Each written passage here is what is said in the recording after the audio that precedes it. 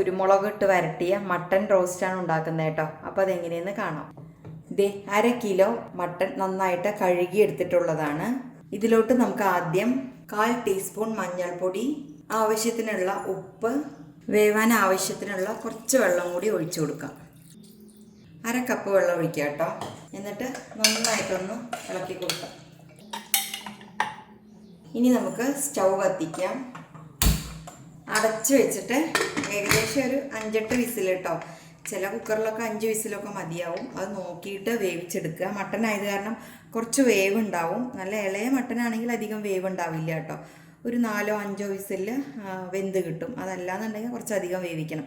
അത് ഓരോരുത്തരുടെയും കുക്കറിൻ്റെ ഇതൊക്കെ നോക്കിയിട്ട് വേവിച്ചെടുക്കുക കേട്ടോ. അപ്പോൾ ഇത് നന്നായി വെന്ത ശേഷം കാണാം. അപ്പോൾ ഇത് നന്നായിട്ട് വേവട്ടെ. അപ്പോഴേക്കും നമുക്കിതിലേക്കുള്ള ഉള്ളിക്കൂട്ടൊക്കെ റെഡിയാക്കാം.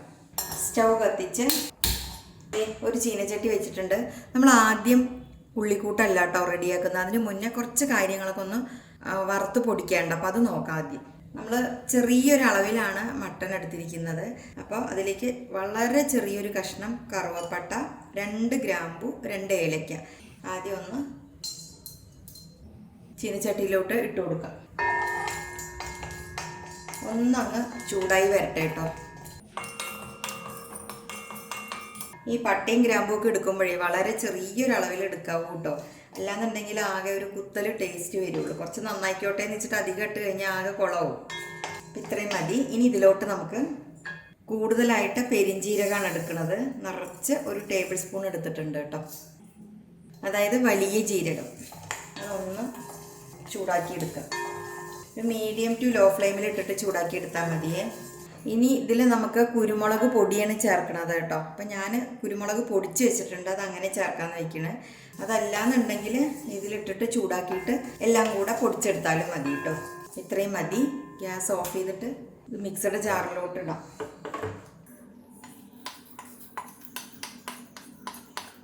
അതിനുശേഷം ഇതേ ചട്ടിയിൽ തന്നെ നിറച്ച് ഒരു ടേബിൾ സ്പൂൺ മല്ലിപ്പൊടി ചൂടാക്കി എടുക്കുക കേട്ടോ. ഇനി സ്റ്റൗ കത്തിക്കാം. ഇനി നമുക്കുണ്ടല്ലോ ഈ മല്ലിപ്പൊടി നല്ല ബ്രൗൺ കളറാവണം കേട്ടോ. നല്ല ഡാർക്ക് ബ്രൗൺ കളറാക്കിയിട്ട് എടുക്കണം. ഒരിക്കലും തീ ഒരു ഹൈ ഫ്ലെയിമിലിട്ടിട്ട് ചെയ്തേക്കരുത്. തീ എപ്പോഴും ലോ ഫ്ലെയിമിലിട്ടിട്ട് വേണം ഇത് ചെയ്തെടുക്കാനായിട്ട്. അപ്പോൾ നന്നായിട്ടിത് വറുത്തെടുക്കാം. അപ്പോൾ ഇതേ ചെറിയ തീയിൽ കുറച്ച് സമയം എടുത്തിട്ട് നല്ല ബ്രൗൺ കളറായിട്ടുണ്ട് കേട്ടോ. ഇതെപ്പോഴും ശ്രദ്ധിക്കണം, കരിഞ്ഞു പോവരുത്. കരിഞ്ഞു പോയി കഴിഞ്ഞാൽ അതിൻ്റെ ആ ടേസ്റ്റേ പോകും കേട്ടോ. ഇനി നമുക്കിതിലോട്ട് നിറച്ച് ഒരു ടേബിൾ സ്പൂൺ കുരുമുളക് പൊടി ചേർത്ത് കൊടുക്കാം. കുരുമുളക് മുഴുവനായിട്ടാണെങ്കിൽ അത് ഞാൻ നേരത്തെ പറഞ്ഞു എങ്ങനെ ചേർക്കേണ്ടതെന്ന്. അതുപോലെ ചെയ്യാം കേട്ടോ. ഇത്രയും മതി. ഇനി നമുക്ക് ഗ്യാസ് ഓഫ് ചെയ്യാം. അതിനുശേഷം നമ്മളിവിടെ പൊടിക്കാൻ വെച്ചിട്ടുള്ള ഈ കൂട്ടുണ്ടല്ലോ, ഇതിലേക്ക് ഈ മല്ലിപ്പൊടിയും കുരുമുളക് പൊടിയും ചേർത്ത് കൊടുക്കാം. ഇത് നമുക്ക് നന്നായിട്ട് ചൂടാറിയ ശേഷം നല്ല പോലെ ഒന്ന് പൊടിച്ചെടുക്കാം കേട്ടോ. ഇനി നമുക്ക് അതേ ചീനച്ചട്ടിയിൽ തന്നെ ഉള്ളിയൊക്കെ മൂപ്പിക്കാം. ഇനി സ്റ്റൗ കത്തിച്ച് വെളിച്ചെണ്ണ ഒഴിച്ചു കൊടുക്കാം. എണ്ണ നന്നായിട്ട് ചൂടായി കഴിയുമ്പോൾ ഒരു 20 ചെറിയ ഉള്ളി എടുത്തിട്ടുണ്ട്. ഇത് അത്യാവശ്യം വലിയ ഉള്ളി തന്നെയാണ് കേട്ടോ. ചെറിയ ഉള്ളിയിൽ വലുത് തന്നെയാണ് കേട്ടോ എടുത്തിരിക്കുന്നത്.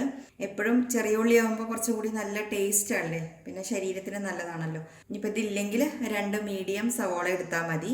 പിന്നെ കുനുകുനുന്നൻ അരിഞ്ഞിട്ടുള്ള ഇഞ്ചി 2 ടീസ്പൂൺ, അതുപോലെ തന്നെ വെളുത്തുള്ളിയും 2 ടീസ്പൂൺ, കുറച്ച് കറിവേപ്പില, ഒരു 4 പച്ചമുളക്. എരിവ് ഓരോരുത്തരുടെയും പാകം നോക്കിയിട്ടൊക്കെ കൂട്ടുക കുറയ്ക്കുകയൊക്കെ ചെയ്യാം കേട്ടോ. നമ്മൾ കുരുമുളക് പൊടി 1 ടേബിൾ സ്പൂൺ എടുത്തിട്ടുണ്ട്. പിന്നെ എടുക്കുന്നത് പച്ചമുളകാണ്.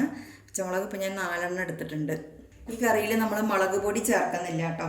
എണ്ണ നന്നായി ചൂടായി കഴിയുമ്പോൾ നമുക്ക് ഈ ചെറിയ ഉള്ളി ചേർത്ത് കൊടുക്കാം.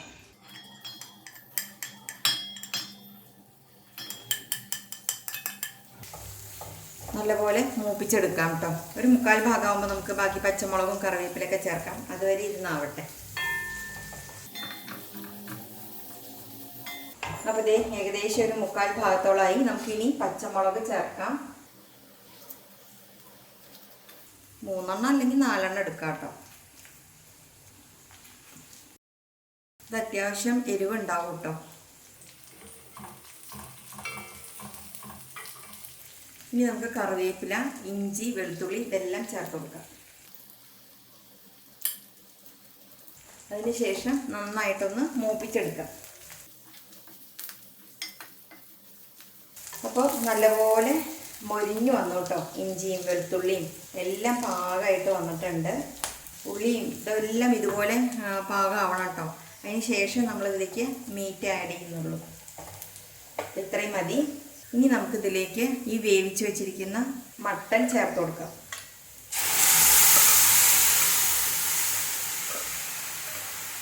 അതിനോടൊപ്പം നമ്മളിവിടെ പൊടിച്ചു വെച്ചിരിക്കുന്ന പൊടികളുണ്ടല്ലോ, അത് ചേർത്ത് കൊടുക്കാം.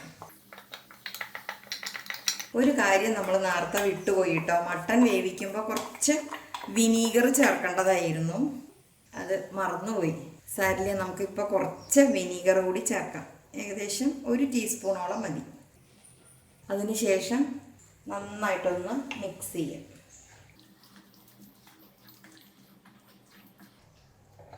ഇനി നമുക്ക് ഈ ഗ്രേവി ഇങ്ങനെ വേണമെങ്കിൽ ഇങ്ങനെ കഴിക്കാം കേട്ടോ. ഗ്രേവി വേണമെന്നുണ്ടെങ്കിൽ ഇതിൽ കുറച്ചും കൂടെ വെള്ളമൊക്കെ ആഡ് ചെയ്തിട്ടൊക്കെ ചെയ്യാം. ഞാനിപ്പോൾ ഒന്ന് തിക്കാക്കിയിട്ടാട്ടോ എടുക്കുന്നത്. അത് മാത്രമല്ല, നമുക്ക് ഈ മസാല ഒന്ന് ഈ ഇറച്ചിയിലൊക്കെ ഒന്ന് പിടിക്കാനുണ്ടല്ലോ. അപ്പോൾ ചെറിയ തീയിൽ ഏകദേശം ഒരു 5-10 മിനിറ്റ് നമുക്കിതുപോലെ അടച്ച് വെച്ചിട്ട് കുക്ക് ചെയ്യാം കേട്ടോ. ഈ ടൈമിൽ നമുക്ക് ഉപ്പെല്ലാം കറക്റ്റാണോ നോക്കണം.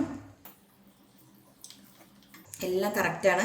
ഇനി ആ മസാലയും ആ മട്ടനും കൂടി ഒന്ന് ഒരു പിടുത്തം വരാനുണ്ട്. അപ്പോൾ അത് അടച്ച് വെച്ചിട്ട് കുക്ക് ചെയ്യാം. ചെറിയ തീയിലാട്ടോ ഇട്ടിരിക്കുന്നത്. ഏകദേശം ഒരു 5-8 മിനിറ്റ് എന്തായാലും ആവണം, എങ്കിലേ ആ മസാല അതിലേക്ക് ശരിക്കും പിടിക്കുള്ളൂ. അപ്പോൾ ഇരുന്നാവട്ടെ, അതിന് ശേഷം കാണാം. ഇടയ്ക്കിടയ്ക്ക് ഇളക്കി കൊടുത്തായിരുന്നു കേട്ടോ. ഞാൻ കുറച്ച് വെള്ളം ഒഴിച്ചു, കാരണം ഒത്തിരി തിക്കായി. എണ്ണയൊക്കെ തെളിഞ്ഞു വന്നു. അപ്പോൾ ഇത്രയും മതി. നല്ല പാകമായി വന്നിട്ടുണ്ട്. കാണുമ്പോൾ തന്നെ വായിൽ വെള്ളം വരുന്നുണ്ട് അല്ലേ. അതിൻ്റെ ആ കളറും ഇതെല്ലാം കൂടെ കാണുമ്പോഴേ. ഇനി നമുക്ക് ഗ്യാസ് ഓഫ് ചെയ്യാം കേട്ടോ. ഇനി ഏറ്റവും ലാസ്റ്റ് കുറച്ച് മല്ലിയില കൂടി ഇട്ട് കൊടുക്കാം. നന്നായിട്ടൊന്ന് മല്ലിയിലയൊക്കെ ഇട്ട് കഴിഞ്ഞാൽ നന്നായിട്ടൊന്ന് മിക്സ് ചെയ്ത് കൊടുക്കാം. കണ്ടില്ലേ, നല്ല തിക്കായിട്ട് വന്നിരിക്കുന്നത്.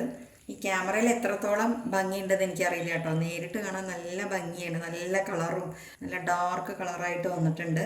ഇത് നമുക്ക് എല്ലാത്തിൻ്റെയും കൂടി കഴിക്കാം കേട്ടോ. പൊറോട്ടയുടെ കൂടെയോ ചപ്പാത്തിയുടെ കൂടെയോ ചോറിൻ്റെ കൂടെയോ എന്തിൻ്റെ കൂടെ വേണമെങ്കിലും കഴിക്കാം. പ്രത്യേകിച്ച് ഈ മഴക്കാലത്തൊക്കെ ഈ കുരുമുളക് ഇട്ട കറിക്കൊക്കെ ഒരു പ്രത്യേക ടേസ്റ്റ് ഒന്നുകൂടി കൂടുന്ന എനിക്ക് തോന്നിയിട്ടുള്ളത് കേട്ടോ. എരിവ് എപ്പോഴും പച്ചമുളകൊക്കെ ചേർക്കുമ്പോൾ ഓരോരുത്തരും പാകം നോക്കി ചേർക്കുക. എനിക്കിതിപ്പോൾ കറക്റ്റാണ് കേട്ടോ. കുറച്ച് എരിവ് ഞാൻ മുന്നിട്ട് നിർത്തിയിട്ട് തന്നെയാണ് ഉണ്ടാക്കിയിരിക്കുന്നത്. അപ്പോൾ എല്ലാവരും ഒന്ന് ഉണ്ടാക്കി നോക്കണം. ഇത് ഇരിക്കും തോറും ഒന്നുകൂടി ഡാർക്ക് കളറാവും കേട്ടോ. അപ്പോൾ ഇഷ്ടമെങ്കിൽ ലൈക്ക് ചെയ്യാനും സബ്സ്ക്രൈബ് ചെയ്യാനും ഷെയർ ചെയ്യാനും ആരും മറക്കരുത്. വീണ്ടും നല്ല നല്ല റെസിപ്പിയുമായി വരുന്നത് വരേക്കും ബായ്.